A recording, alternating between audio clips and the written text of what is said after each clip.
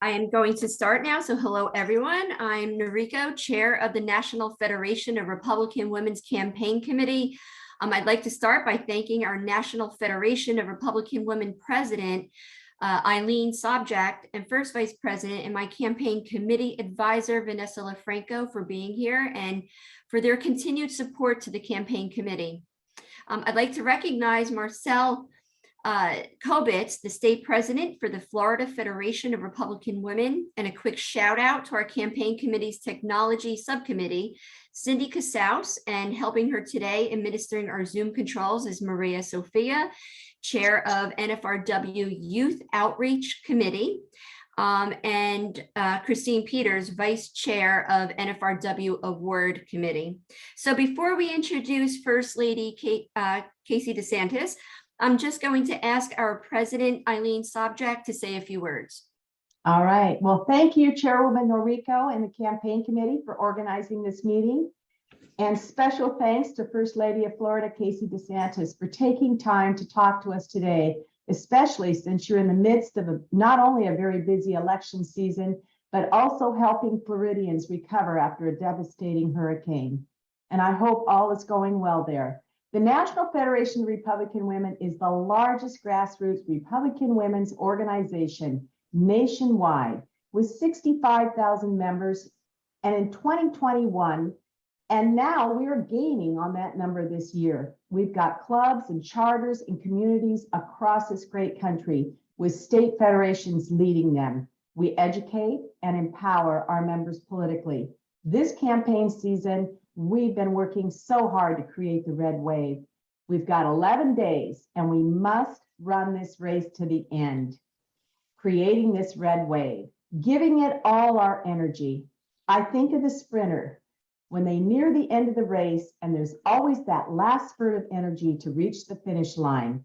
So let's reach that finish line as winners, ladies. Thank you, Madam President.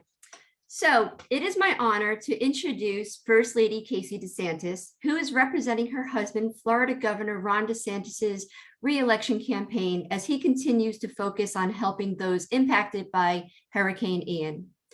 In her time as Florida's First Lady, Casey DeSantis has launched 4 major initiatives. Hope Florida, which unites communities through Hope Navigators to guide Floridians on an individualized path to prosperity and economic self-sufficiency. 2, the Resiliency Florida Initiative, aimed at improving the mental health of Florida kids through partnerships with pro sports teams. 3, the Facts Your Future, which is a multifaceted campaign to heighten youth understanding of the dangerous and life-altering effects of substance abuse. And 4, the Hope for Healing Florida Initiative, which expanded access to help for mental health and substance abuse. Today, she will be detailing Governor DeSantis's re-election campaign and his initiatives in his first term as governor of Florida. I proudly introduce First Lady Casey DeSantis. Thank you, Chairwoman, and thank you, President, and thank you, ladies, for having me on today. I often say if you want to get something done, you got to go find a bunch of mamas, grandmamas, and folks to be able to get us across the finish line. And so I appreciate you taking the time to invite me to be on your call today. And then I know so many of you are going to be working from afar to help re-elect the governor in Florida. I can tell you we've got a big battle down here. We're running against somebody who wants to take the state into a radically different direction. I think many of you remember back in 2018 when the governor was first elected, we won by 32,000 votes in a state of 22 million people. And when you think about that, what would have happened? Florida would have gone in a drastically different direction, where you would have had kids shut out of schools, you would have had businesses closed, you would have had people being prevented from having a job and being able to put food on the table for their families. But yet, because the governor was elected and he won by 0.5 percentage point, Florida has become the beacon of freedom and hope to not only the United States, but across the world, that the idea of America is alive and well in the state of Florida.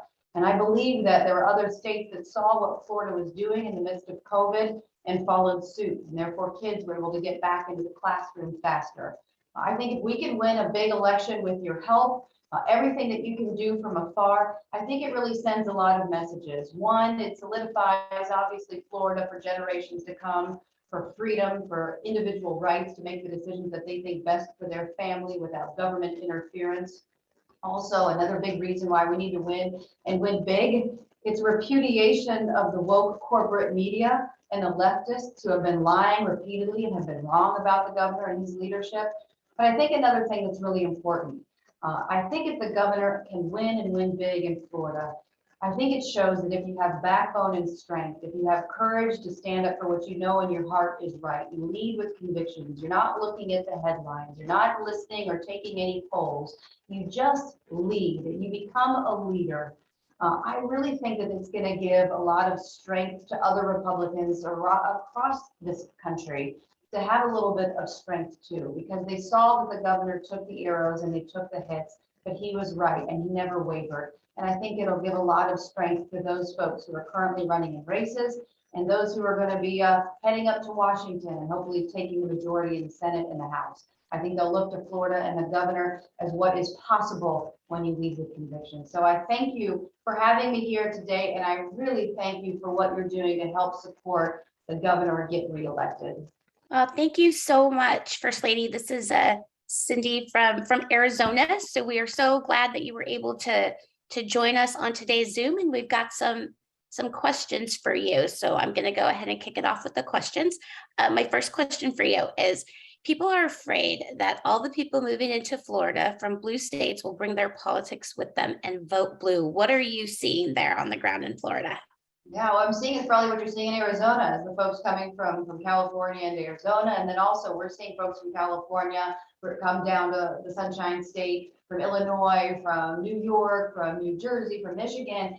But what we find is there are a lot of Republicans who are fleeing the leftism of these states that are so terribly run. They're coming to Florida for freedom. When the governor was elected in 2018 in the state of Florida, there were 300,000 more registered Democrats than Republicans. There have never been in the history of our state more registered Republicans than Democrats.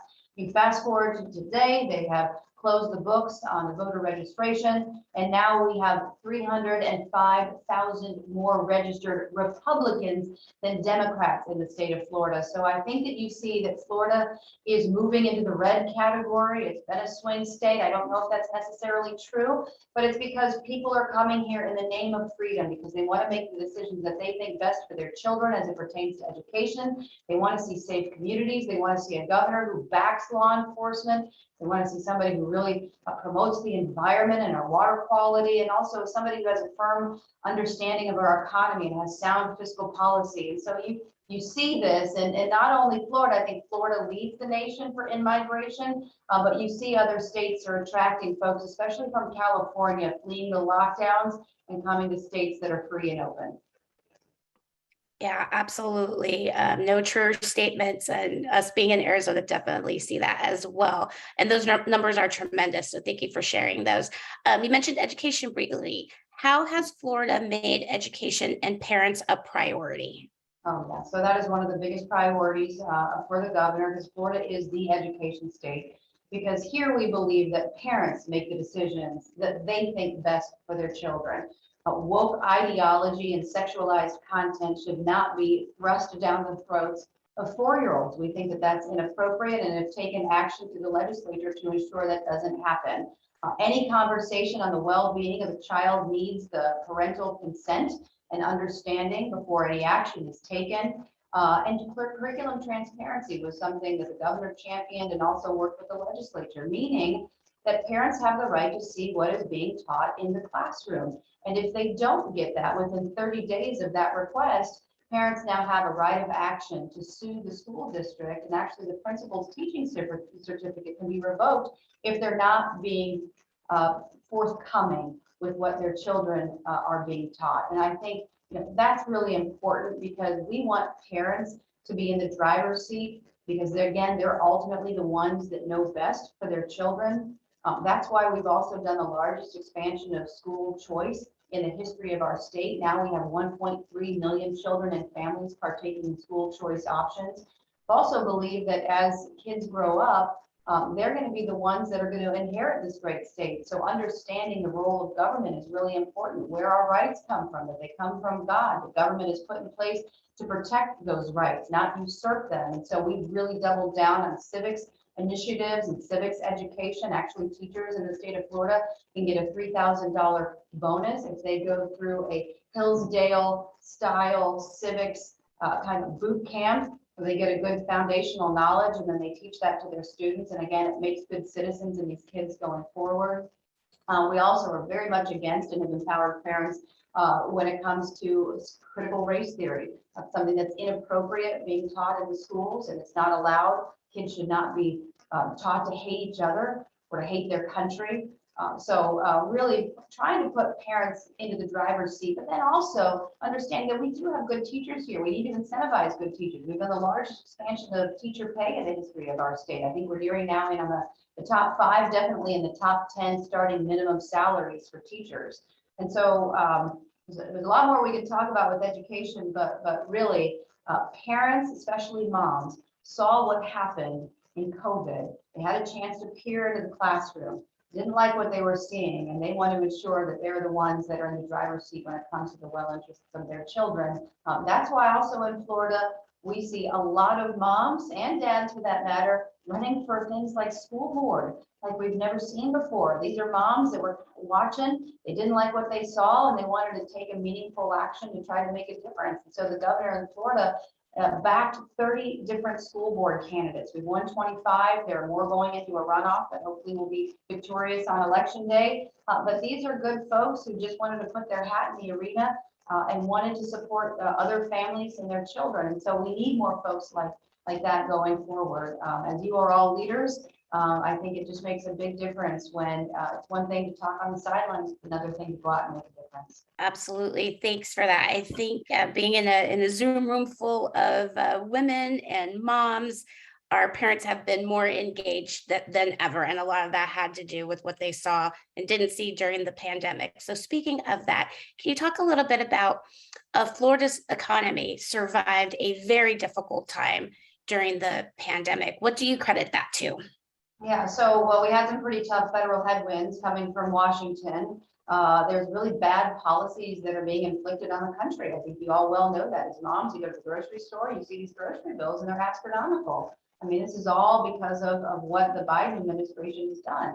When you look at their domestic oil production or lack thereof, I mean, they've shut off the Keystone Pipeline and Nord Stream 2. They're going into the strategic oil reserve. They're gobbling up all of our resources. And this just means higher energy prices, higher prices at the pump, but then also translates into higher prices for goods across the board, especially at the grocery store. I mean, reading articles and talking to moms about, being in tears about going to the grocery store and having to pay $7 for a Lunchable for their kids, or other families who are having to skip meals because things are so expensive. It's really tough what's happening in Washington, and it's a shame that they're not doing more to try to combat these really high prices and do more with our domestic energy production. But in Florida, one of the things that we've done is really sound fiscal policy, balancing a budget. We've had a record surplus in the state of Florida at $21 billion and having a rainy day fund. So if things come up, you have the resources to be able to mitigate that, versus a lot of other states that are deficit spending and are just getting themselves further and further into a hole. The other thing that we're doing, it's really important, is keeping the state open. You saw people from all over the country and the world come to Florida for freedom. So what did that translate into? 138 million people visited the Sunshine State in 2021, which was a tourism record. We also saw international travel coming into the United States. Florida made up a share of 45% of that. Of all of the international travel, nearly half came to the state of Florida. And so we do not have an income tax here, a state income tax, but we generate a lot of our revenue from the in-migration of folks, obviously buying things, sales tax, but also buying homes and what have you.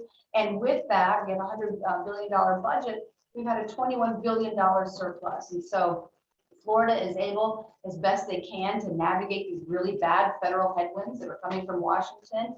But we want to give back and do more. Again, we don't have any state income tax, but we've also done the largest tax break in the history of Florida, $1.25 billion, things like back to school supplies for families at tax-free, so they don't have to incur that burden. And then going forward, as we continue to lead and try to give back to Floridians, we're going to do even more tax breaks. And so things like baby supplies. I mean, obviously it's very expensive to raise a little kid. I have a 5, 4, and a 2-year-old at home. They're probably destroying the governor's mansion as we speak. I've got grandma on speed dial over here just in case it goes south. But you know, it's expensive to raise a family. So one of the things that the governor talked about is making permanent tax breaks on things like baby supplies and also pet food too, ways to give back. Because we have run Florida so well economically, we're able to do these things. And I think it makes a big difference, again, to try to combat what you see is coming out of Washington, unfortunately. Yeah, thank you for that. So today, many of us know that it is First Responders Day, where we honor our first responders all across the nation. We know public safety is an issue that we are also seeing nationwide. First Lady, why is Back the Blue a controversial topic? Yeah, that is an excellent question. Why that would ever be controversial? Because I mean, you should be backing the folks that are putting on a uniform. They're going out into communities to keep you and your families safe. In Florida, it's very simple. We back law enforcement. Not only that, we've done bonuses year over year, $1,000 bonuses for folks just to say thank you for everything that they did during the pandemic and beyond. And then also, there's a lot of states that disrespect and try to defund law enforcement in New York City and in California and Washington State. And we say with open arms, come to Florida. We respect what you're doing and we want you to be a part of the solution. And you know what you've seen, some of the lowest in crime in the history of our state. I think the governor you saw made it very clear when Hurricane Ian hit that we would not tolerate in any fashion looting. And you know what? You didn't see any looting. You did see a few folks, about 4 or 5.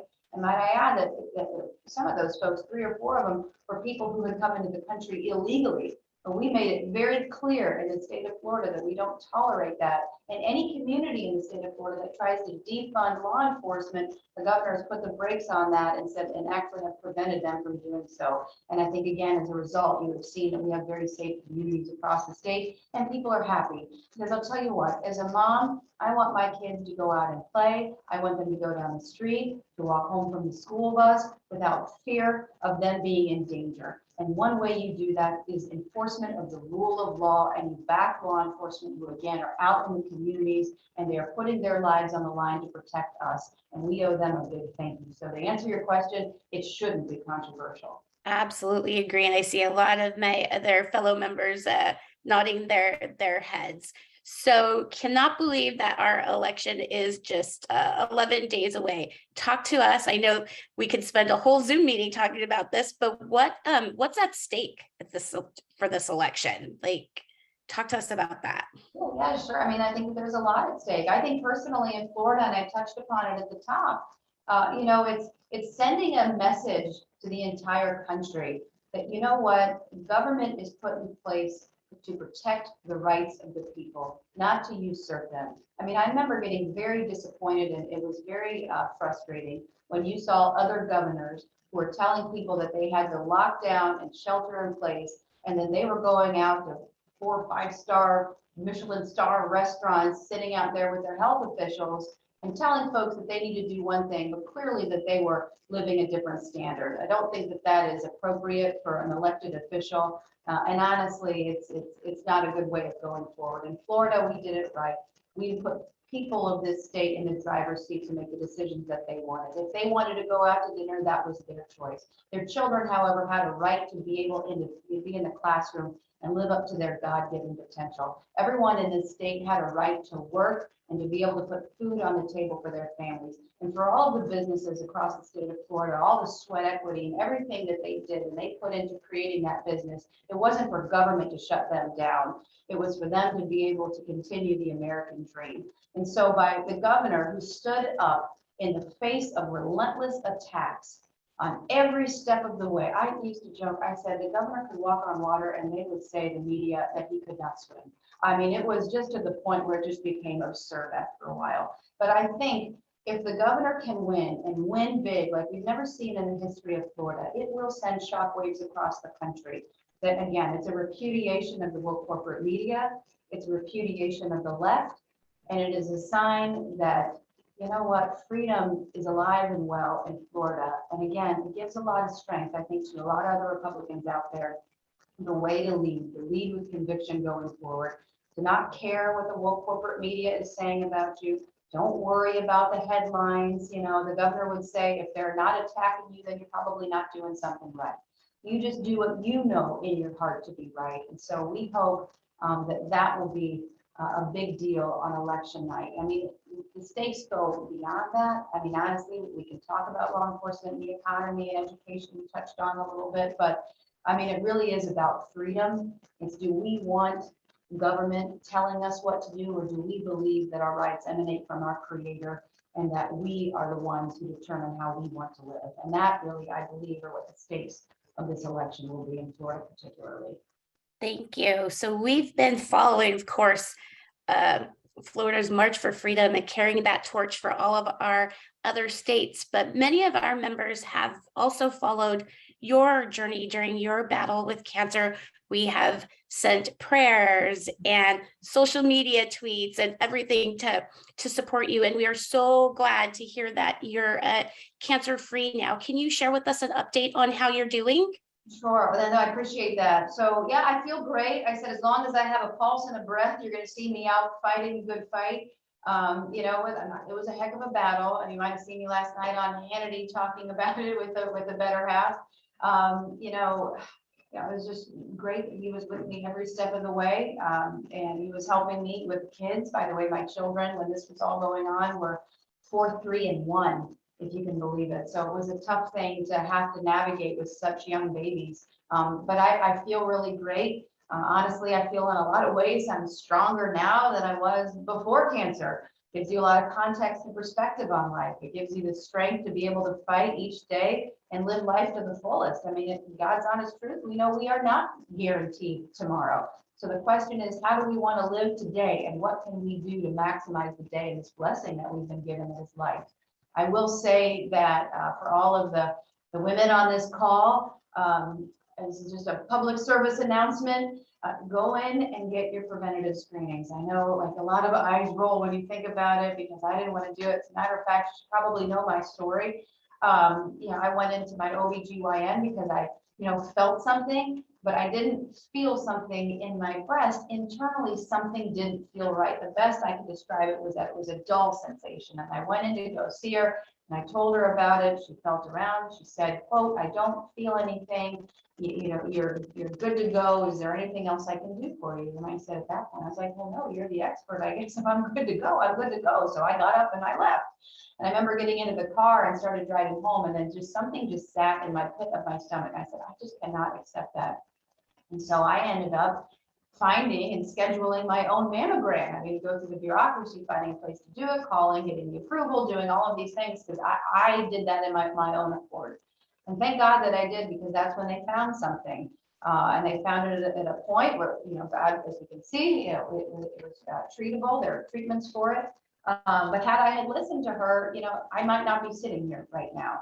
So you really need to just take the opportunity, as much of a pain as it is, go and get the preventative screenings, and also advocate for your family and for your husbands and for your kids, you know, depending, you know, what age they are. Just go in and get this stuff taken care of. It's peace of mind. But if you do find something, you know, I can say this. There is a lot of hope out there. I have met stage 4 survivors, stage 3, stage 2, stage 1, folks who have had all kinds of different cancers, and they have lived to tell the tale 20, 30 years down the road. So it is this terrifying thing to go through, but you would rather be in the position of being proactive for your own health than not wanting to go down that road because you're fearful of what you'll find and don't do it. And so that is just my story. You know, I just, you know, it's one of those things I wouldn't wish on my worst enemy, but, you know, it also has given me a lot of strength to go forward. Thank you for that. So important. So we're getting close to the end of our time here. We've got one last question for you, and then we'll ask that you wrap it up. And we are so appreciative of you making time to be with our ladies. We are excited. We are fired up.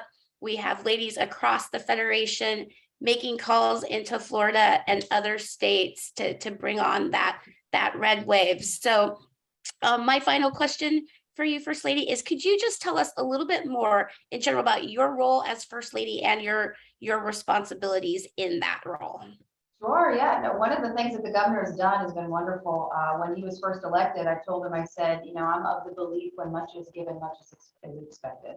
And I was in a position with humility of being a first lady, and you can do something with that or you cannot do something with that. And I figured I wanted to get out and serve as much as possible, which is one of the reasons why you've seen me out there with the Florida Disaster Fund, because I wanted to help folks who were impacted by Hurricane Ian coming from the private sector, looking beyond government to do things. We've raised about $50 million into that, and that will really help people get back on their feet.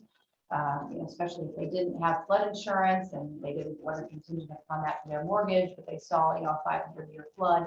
So we really want to help folks in that way. But the governor's really was great in the sense that he said, go forth and do what you know in your heart is right. I said, you want to know what I'm doing? He said, no, go for it. So I said, great. One of the things I'm very proud of, and it's actually being replicated in about 13 states across the United States that we started here in Florida, which is something called Hope Florida, Pathway to Prosperity and Economic Self-Sufficiency. So what is that?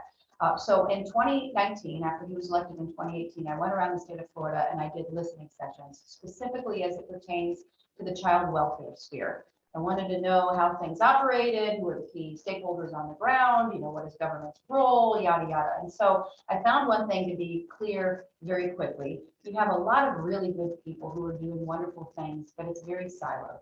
You had the state government over here, local government here, nonprofits over there, private sector and faith-based community, all doing great things, but there was very little communication and collaboration. And what I wanted to do was try to figure out, well, how does government, how are they involved in that? And how can we utilize and maximize all resources in the community level instead of just worrying about and fixating upon a growth of government? I'm a Reaganite. I believe that government should be limited and defined. So we went into the Department of Children and Families in the state of Florida, which is one of the agencies that oversees the child welfare sphere. And we created what are called Hope Navigators. So these Hope Navigators essentially have a Rolodex of all of the resources now available within the community. Their job is to go out and to find the nonprofits, what good are they doing, and how are they a part of the solution to meeting the immediate needs of people who, quote, come into the system. Because some of the folks that we service more than anyone else in the child welfare sphere are single moms who are applying for government assistance, grants, what have you, pregnant mothers battling substance abuse, children aging out of the foster care system, foster kids and adoptive families are primarily the folks that the Department of Children and Families oversee, also grandparents too, who are caring for young children. So we, with these Hope Navigators, have these Rolodexes. By the way, it's so funny. When I talk to younger kids, they always look at me. They're like, a Rolodex. They're like, what is a Rolodex? I'm like, okay, think of Siri. Okay, this is really funny that they don't know what a Rolodex is, or whatever. So the Hope Navigators have this Rolodex. So if, let's say, Sally, who is a single mom of 2 kids, is coming into the system, she needs bunk beds and mattresses and is having a really hard time putting food on the table. She needs a job and she's sleeping in her car. She comes into the child welfare system. She's paired up with a Hope Navigator. The Hope Navigator looks beyond government to see what resources are available at the community level to help meet her immediate needs. It doesn't end there, keeps going, but let me just say this. Under the governor's leadership, for the first time in our state's history, we have embraced the faith-based community in a really meaningful way. There are 16.5 million people in the state of Florida who consider them people of faith, 20,000 plus institutions across the state of Florida, and we brought a lot of those folks into the fold to help somebody like Sally. So how we made that connection? We've created something called the Care Portal, meaning if the Hope Navigator has Sally coming into the system, she sees the needs of Sally and her children, but they're not being met with the nonprofits and that Rolodex that she has in front of you. She inputs the needs of what Sally would like into this care portal, and an immediate electronic alert goes out to our participating faith and community organizations. And they can see in real time that Sally needs bunk beds and mattresses and sheets, and that, boy, it really would be nice if someone could deliver a home cooked meal directly to her doorstep. And we can do that. They can deliver that in real time to Sally's front doorstep, and government can take a step out of the way. A connection has been made. What's interesting is we find that those inputs into the care portal system typically only happen and are executed upon once. And you ask, well, why is that? Certainly Sally has more needs. Well, what you find is a connection has now been made between the faith community, who had not really been brought into the fold in a meaningful way with government to help Sally. They never knew Sally was down the street, right? Because it had always been a government thing. Now government has made the connection and they get out of the way. And so there's a connection being made, and no longer does they need to rely on government to be able to help what Sally needs. But as I said in the beginning, the name of the initiative is Hope Florida, Pathway to Prosperity and Economic Self-Sufficiency, because meeting immediate needs are important, but ultimately we want people to live up to their God-given potential and to achieve the American dream. So we worked with a lot of private sector folks who, again, were doing good things, but they were kind of siloed off in their own direction.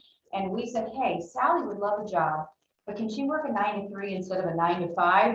Because if she can go and pick up her kids after school, be home to help with their homework, cook a meal for them, tuck them into bed, man, she will be a really good employee. And we find a lot of the private sector that we've partnered with say, yes, we would love to have Sally be an employee with us. We've also tapped into a lot of what we've done in Florida as pertains to education, rapid credentialing, paid apprenticeships, vocational workforce training opportunities for Sally to be able to see, because sometimes you can have the greatest initiative and the greatest program in the world, but if Sally doesn't know it exists, then what good is it for Sally? So again, it's having that navigator who's the secret sauce who's making the connection. We also have something in the state of Florida called the Department of Economic Opportunity. Within that government agency, there's something called Career Source. Career Source is another pathway to find private sector opportunities, but also there's things like resume writing skills and how do you do a job interview and all of these things that are wonderful, but they're splintered. So we have it brought together again to get Sally on a pathway to economic self-sufficiency. Another thing that we've done within this program, the governor has invested in the state of Florida $61 million in the fatherhood initiative. Because again, you have Sally as a single mom.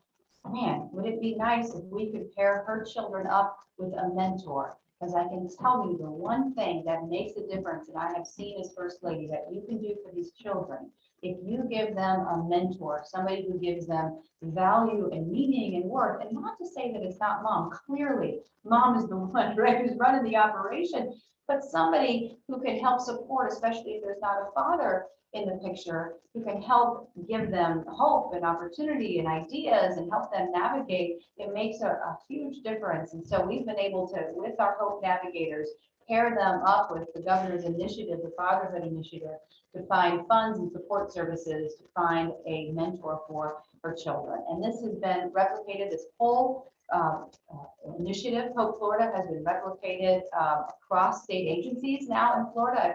I've personally taken it to Veterans Affairs. I've taken it to another agency where they service people with unique abilities and help people with disabilities as well. We've taken it into the Department of Elder Affairs, and over there it's a little bit different. We're helping folks on a pathway to purpose. Just as we had the faith-based community in Florida, which was one of the biggest untapped resources as it pertains to helping in the child welfare sphere. I look at Florida as one of the richest places for retirees. You have people coming from all over the country to retire in Florida, and they are bringing a wealth of lived experiences and a lot of unique things that they could be given to the people of the state. And so we've tapped into that. So they are a part of the mentorship, but they're also a part of doing a lot of things in the volunteer sphere and other things to be able to find a pathway to purpose, because it does a lot, not only for the people that they're servicing on the ground in Florida, but also it does a lot of good for their own mental well-being when you're finding purpose and value, especially in your retirement years. So that's the long-winded of it. I will say very quickly, one other initiative, very quickly.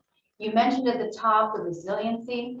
I want to be clear with what that is. So in Florida, we're leading the way when it comes to how we are teaching mental health in our schools. I do not believe that it is a vehicle for the left to indoctrinate our children. I think it should be what it is, and that is resiliency, empowering kids with the skills to be able to persevere through life's inevitable challenges. So we in Florida are leading the way in teaching mental health in the form of standards that are critical thinking, problem solving, coping, compassion, and grit, with an emphasis on volunteerism. We believe that those kids go out and they get context and perspective on life. They serve people in the community. It does a lot of good for the community, but it's a lot of good for those kids as well. And also, we're big proponents of physical exercise, getting outside, running around, getting away from electronic devices. And those are core, good, foundational skills that can empower these kids to persevere, to become resilient. Because at the end of the day, no one is immune from hardship. Case in point of that, I just endured cancer. It was not fun. And so it is, what are we doing to prepare our kids for when something happens to them, not if. And when talking to these kids across the state, they believe if they struggle with something mentally, that some of them feel that they are damaged goods or that they're defective. And that's the wrong approach to take. It is everybody struggles. That's life. Life is hard. What are we doing to empower you again to persevere through life's inevitable challenges? We're the first state in the nation to do that. I think it's a great model to do going forward. And with that, we're doing a lot of free curriculum to schools all across the state, and hopefully we'll see other states follow our lead. That's the long and short of it, right?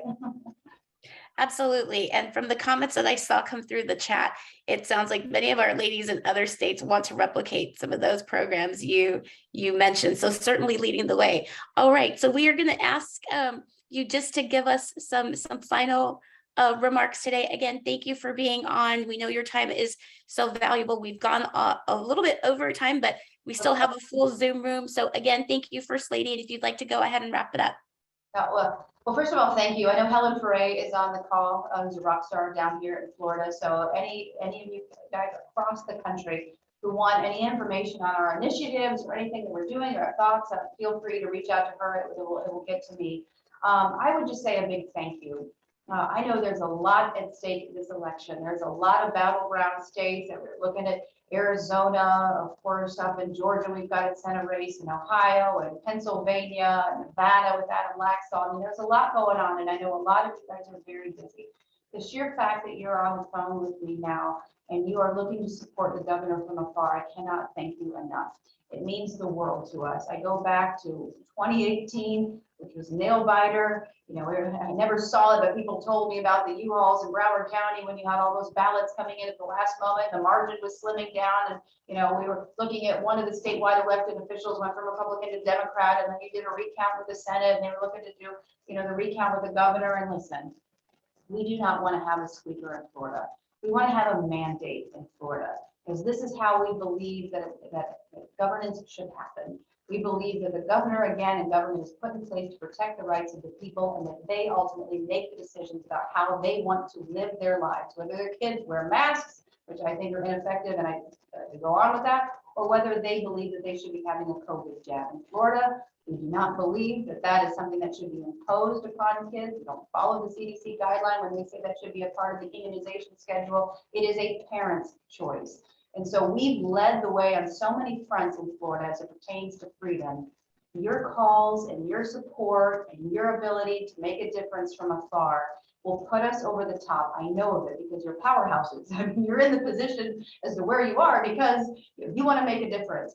And honestly, on election night, when we win, and I hope we win by the biggest margin of victory in the history of Florida, it will send, again, shockwaves across the country. And I think now more than ever, we need more Republicans to have a little bit of backbone. We need them to go up to Washington, not to just follow the listless vessel that they are, and just try to get in good with the Beltway class, or to read the headlines and wonder how they're being interpreted by the elites. No, it is about leading with conviction. It is about doing what you know in your heart is right. And a major victory in the state of Florida will be a wake-up call to everyone about this is what governance is all about. And a lot of people should follow suit. So your support honestly means the world. So thank you. Thank you, and God bless you for being with me today. thank you very much, Lady DeSantis. We are really proud that you're with us here today. Thank you for taking time out of your busy schedule. At this time, I'd like to also thank our members for being here.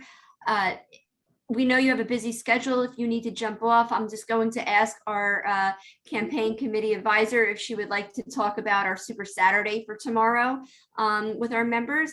And so I'm going to turn it over to Vanessa. Thank you so much. My name is Vanessa LaFranco. I am the first vice president of the National Federation of Republican Women, and I am lucky enough to be the campaign committee advisor. Now, you just heard First Lady Casey DeSantis. She is absolutely correct. With only 11 short days until the election, it is critical that we as Federation members mobilize our base and call for our candidates. The Democrats are ahead in the mail-in ballot efforts, but we know Republicans deliver wins at the voting booth. So if you look in your chat box, we have posted links to volunteer for our key targeted races, of which Governor DeSantis is one. Based on our polling and under our internal models, these races are in a dead heat. Now, you can volunteer from anywhere in the United States to work for our candidates by donating financially to their campaigns, by donating your time, by doing calls from anywhere in the United States, and by sharing their message on social media. And I don't think one day is too much to ask to take back our liberty. So there will be a Super Saturday this Saturday for Governor Ron DeSantis, and you can call from anywhere. Your username and password will be good throughout the election, and I encourage you to call for every single race until those polls close. So sign up in the chat box below. Maria Sophia has put that link in there, and we will give it to the correct campaigns that you want to volunteer for. So now I'm going to turn it over to Chairwoman Kowalewski. Thank you. Thank you, Vanessa. Well, that wraps us up for today. And I want, again, like to thank everybody for joining us, and see you on Tuesday at the voting polls. Bye-bye, everybody.